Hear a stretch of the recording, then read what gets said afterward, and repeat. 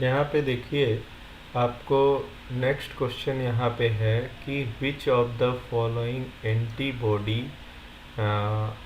Can form pentamer.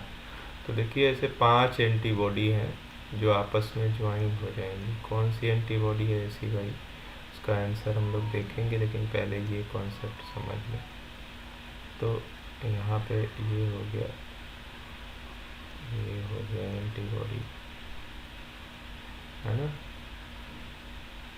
तो देखिए ये हो गया एंटीबॉडी, अच्छा ये हो गया एंटीबॉडी, 5 हो गया। तो कुल बाइंडिंग साइट्स कितनी हो गई इसके पास, हो गई 10 बाइंडिंग साइट। एक एंटीबॉडी पे कितना एंटीजन बाइंड करेगा, 10, और ये आपस में जुड़ती हैं, ये है जे चेन से, ठीक। तो ऐसा पेंटामेरिक एंटीबॉडी कौन सा होगा, IgM होगा, ठीक है। अच्छा, which of the following antibody can form dimer. देखिए डायमर भी बना सकता है, ट्राइमर भी, टेट्रामर भी, है ना। जैसे ये पेंटामर बनाया था, लेकिन पेंटामर नहीं बनाएगा, ध्यान रहे, है ना। डायमर पूछा गया है वैसे यहाँ, लेकिन अगर टेट्रामर ट्राइमर भी पूछा जाए तो उसका ऑप्शन कौन सा होगा, IgA, ठीक है। आइए नेक्स्ट देखते हैं। Antibody can cross mucosal barrier and often secreted in extra cellular fluid. अच्छा देखिए भाई, ये मान लीजिए इंटेस्टाइन का एक सेल है ना, म्यूकोजल सेल, ठीक। तो इसके ये कौन सा सरफेस होगा जिधर से ब्लड फ्लो करता है, वो सरफेस होता है बेसल सरफेस। ये कौन सा होगा, बेसल।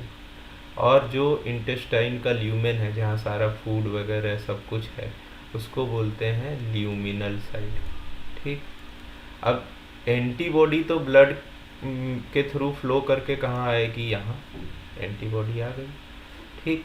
लेकिन ये एंटीबॉडी को इस सेल को क्रॉस करना होगा। ये कौन सी सेल है, म्यूकोजल सेल है। ये कौन सी सेल है, म्यूकोसा, ठीक है ना।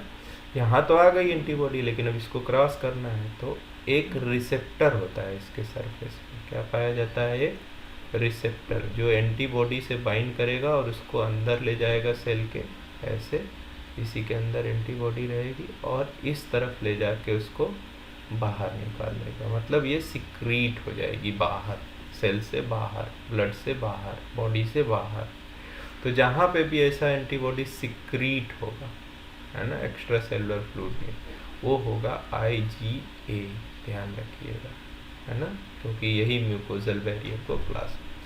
अच्छा, IgE एंटीबॉडी। IgE एंटीबॉडी ये बहुत इंपॉर्टेंट है, ये टाइप 1 हाइपर सेंसिटिविटी रिएक्शन में इन्वॉल्व होती है।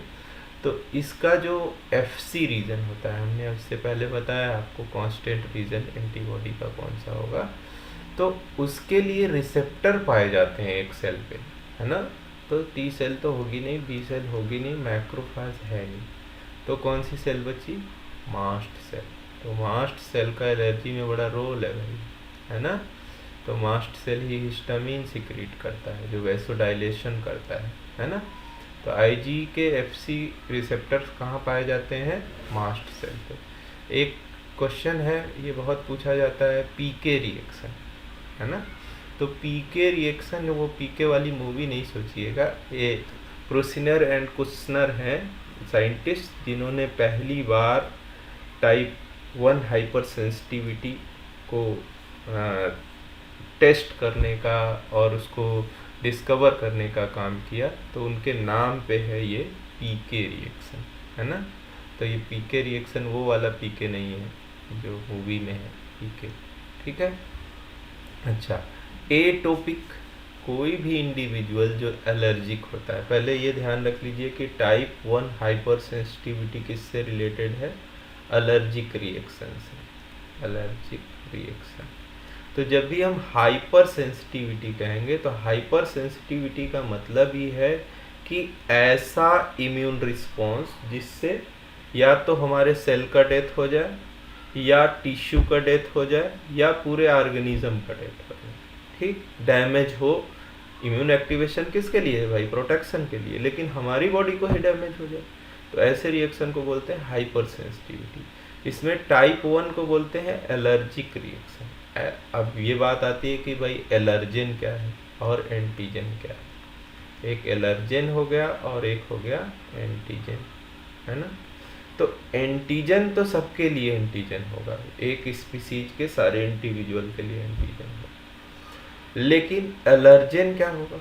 एलर्जेन जैसे भाई झाड़ू लगती है तो डस्ट पार्टिकल है या कोई फ्लावर है उसको आप स्मेल करते हैं तो उसमें जो पॉलन ग्रेन है तो वो उससे सबको छींक आनी नहीं शुरू हो जाएगी। Only about 20% of individual they show hypersensitivity to dust or the pollen grain, that is called allergen.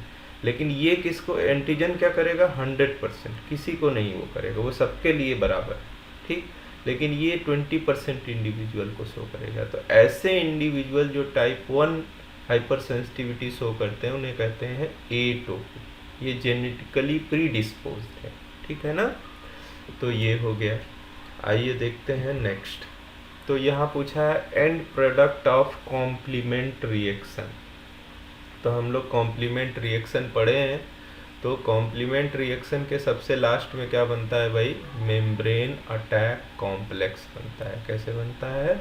C6, 7, 8 और 9 और C5 कन्वर्टेज, ये लास्ट में इन सबको एक्टिवेट करेगा, जिससे क्या बनेगा? ऐसे एक बैरल से स्ट्रक्चर बनेगा, इसमें सब इन्वॉल्व होंगे। इसको बोलते हैं मेम्ब्रेन अटैक कॉम्प्लेक्स, है ना।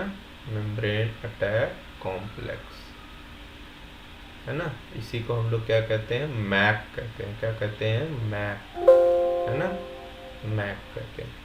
तो ये जो है मेम्ब्रेन अटैक कॉम्प्लेक्स हो गया, जिसको हम लोग मैक कहते हैं, ठीक। तो याद रहेगा ये भाई कि एंड प्रोडक्ट कॉम्प्लीमेंट का क्या है, और यही मैक जाके बैक्टीरिया के अंदर पोर क्रिएट करता है और उसको पूरा तार तार कर देता है, ठीक है, लाइस कर देता है।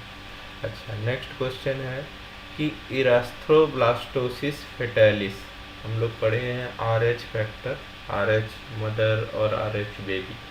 तो सपोज करिए कोई मदर है और उसके अंदर, है ना, RH पॉजिटिव मदर है और उसके अंदर जो है, हाँ, तो RH पॉजिटिव, ये सपोज करिए मदर है, ठीक, और उसके वोम्ब में यहाँ पे क्या है? एक बेबी है, ठीक। तो ये बेबी क्या है? RH पॉजिटिव, है ना। बेबी क्या है भाई? RH positive. और मदर क्या है? RH निगेटिव है। तो ये मदर फर्स्ट टाइम जब डिलीवरी होगी तब तक इसको इस बेबी के बारे में नहीं पता है कि RH पॉजिटिव, ठीक है। लेकिन जब फर्स्ट टाइम डिलीवरी होगी तो ये एंटीजन मदर के ब्लड में चला जाएगा, मिक्स हो जाएगा ड्यूरिंग डिलीवरी। तो मदर का इम्यून सिस्टम इसको लर्न कर लेगा कि ये एक एंटीजन है। तो सेकेंड प्रेगनेंसी के समय ये इसके अगेंस्ट एंटीबॉडी बनाएगा और वो आके इसको जो फीटस है उसके ब्लड सेल्स को लाइस कर देती है, जिसको बोलते हैं इराथ्रोब्लास्टोसिस फेटालिस। तो ये किस तरह के हाइपर सेंसिटिविटी में आएगा? तो ये टाइप 2 हाइपर सेंसिटिविटी में आता है, जहाँ पे कि एंटीजन है और वो जो है एंटीबॉडी उसको मेडिएट करके लाइस कर देती है ना। तो ये हो गया type 2 hyper sensitivity.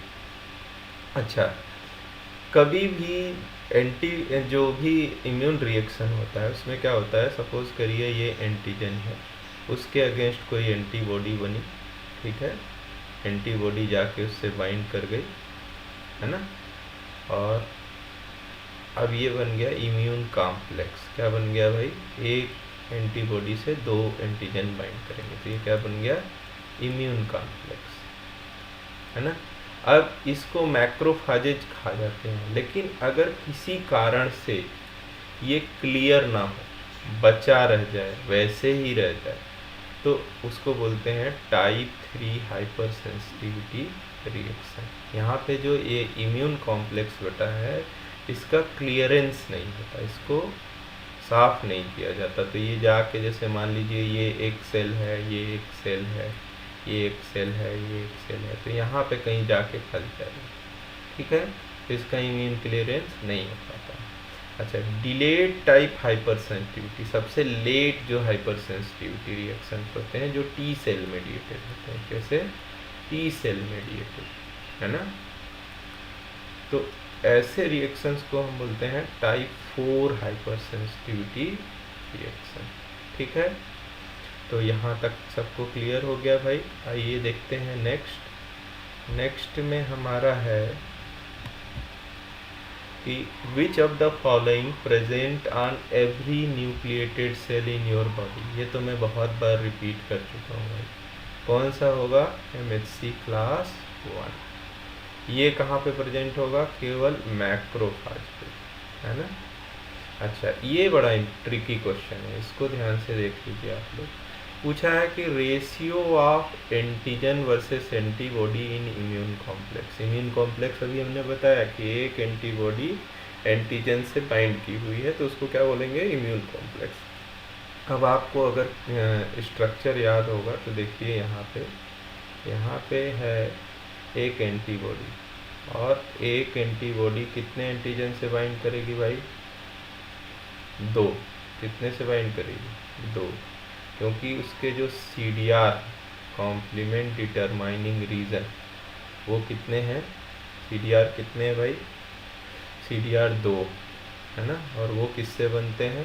N terminal of heavy chain और लाइट चेन दोनों से बनते हैं, ये ध्यान रखिएगा, है ना। CDR किससे बना है?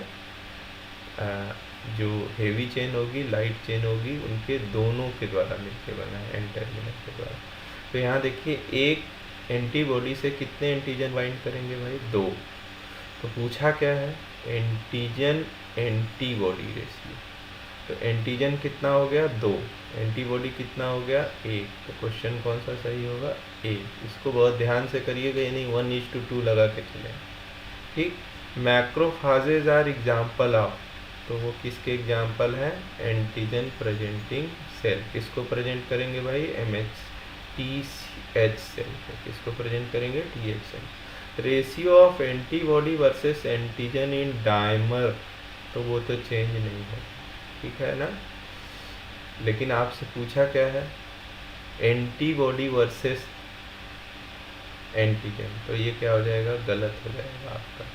क्या हो जाएगा? 1:2 का रेशियो होगा, ठीक है। तो MCQ के इस लास्ट लेक्चर में आइए हम लोग देखते हैं कि MCQ में ये पहला क्वेश्चन है, इसमें CDR composed of N terminal of. तो CDR को देखेंगे तो ये देखिए एक एंटीबॉडी है, तो इसमें यहाँ पे डाइसल्फाइड लिंक है, ठीक। लाइट चेन और जो हेवी चेन है वो डाइसल्फाइड लिंकेज से जुड़ी। तो यहाँ पे ये जो रीजन है, ये दोनों ही, चाहे ये हेवी चेन हो या लाइट चेन हो, दोनों का कौन सा है भाई? N टर्मिनल है, ठीक है। ये कौन सा टर्मिनल है? N। और यही दोनों मिल के क्या बनाते हैं? CDR। तो कौन सा ऑप्शन सही होगा? ठीक है। इसी तरह से प्रश्न है कि pepsin generate IgG will produce. तो ये देखिए, ये बहुत महत्वपूर्ण क्वेश्चन है, ये डिस्कवरी से रिलेटेड है इसके। तो देखिए ये एंटीबॉडी है ना। तो यहाँ पे डाइसल्फाइड लिंकेज है और एक डाइसल्फाइड लिंकेज यहाँ, ठीक है। तब 2 तरह से कट कर सकते हैं, है ना। तो कौन सा एंजाइम यूज़ कर रहे हैं हम लोग? पेप्सिन। तो पेप्सिन देखिए कहाँ कट करता है ना। तो पेप्सिन जो है वो यहाँ पे कट करता है, ठीक है। हाँ, तो और एक ये हो गया FCD। तो 2 फ्रेगमेंट प्रोड्यूस करेगा, FC करेगा और क्या करेगा? ये दोनों आपस में ही ज्वाइंट रहेंगे, है ना। इसीलिए इसको नाम दिया गया है क्या नाम दिया गया है भाई, F A B prime twice, ठीक है। तो इसका आंसर क्या होगा ये। लेकिन वहीं पे आप अगर पपेन से ट्रीटमेंट करते हैं तो पपेन से ट्रीटमेंट करेंगे तो दोनों सी डी आर अलग अलग हो जाएंगे, तो वहाँ पे नॉमेनक्लेचर हमारा ये देखिए हो जाएगा, एफ सी होगा एक और दो फ्रेगमेंट ए बी के होंगे जिसमें सी डी आर होगा, ठीक है। अच्छा, कौन पहली बार डिमॉन्स्ट्रेट किया डीएनए वैक्सीन इन माइस, ये बड़ा इम्पोर्टेंट प्रश्न है। तो इसमें जेनर तो होंगे नहीं, ठीक है, ये बहुत पहले काम किया उन्होंने, पास्चर, ही वाज पायनियर, है ना, इन्हीं के नाम पे पास्चर इंस्टीट्यूट है, ई का बात भी नहीं है। तो ये तो डीएनए वैक्सीन का कॉन्सेप्ट अभी रिसेंट का है, तो किसने डिस्कवर किया है, जेफरी अल्मर ने सबसे पहले डिमॉन्स्ट्रेट किया डीएनए वैक्सीन का कॉन्सेप्ट, ठीक है। अच्छा, नेक्स्ट देखिए यहाँ पे है protein play critical role in transplantation immunology. तो बताइए भाई कौन सा ऑप्शन सही होगा। तो यहाँ पे HLA प्रोटीन होगा, क्योंकि ये ह्यूमन के लिए बेसिकली ये यहाँ पे होना चाहिए ह्यूमन, ठीक है ना। तो उसके लिए कौन इम्पोर्टेंट है, HLA प्रोटीन, ठीक है ना। तो pepsin treated IgG will produce, तो ये तो हम लोग देख चुके हैं कि वो क्या प्रोड्यूस करेगा, ठीक। नेक्स्ट क्वेश्चन देखिए, विच of the following is C3 convertase, तो अल्टरनेट पाथवे में देखेंगे तो दिस इज C3 कन्वर्टेज, ठीक है ना।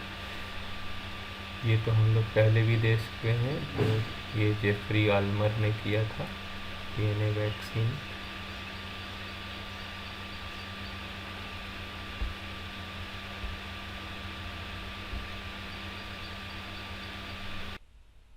अद्वैता एकेडमी के सभी व्यूअर्स का बहुत बहुत धन्यवाद, आभार। आप हमें लाइक कर सकते हैं, शेयर कर सकते हैं। यदि आपको ये वीडियो, ये चैनल पसंद आया है तो आप इसे सब्सक्राइब कर सकते हैं, और बहुत महत्वपूर्ण है कि आप बेल आइकन दबाना ना भूलें, जिससे कि आप हमारे अगले वीडियो का अपडेट प्राप्त कर सकें। और सबसे इम्पोर्टेंट है कि आप जो है, आपको अगर इन वीडियोस में कहीं भी कोई प्रश्न लगता है या हमें, या आपको ऐसा लगता है कि छूट गया है, तो आप कमेंट सेक्शन में ज़रूर बताएं। बहुत बहुत धन्यवाद।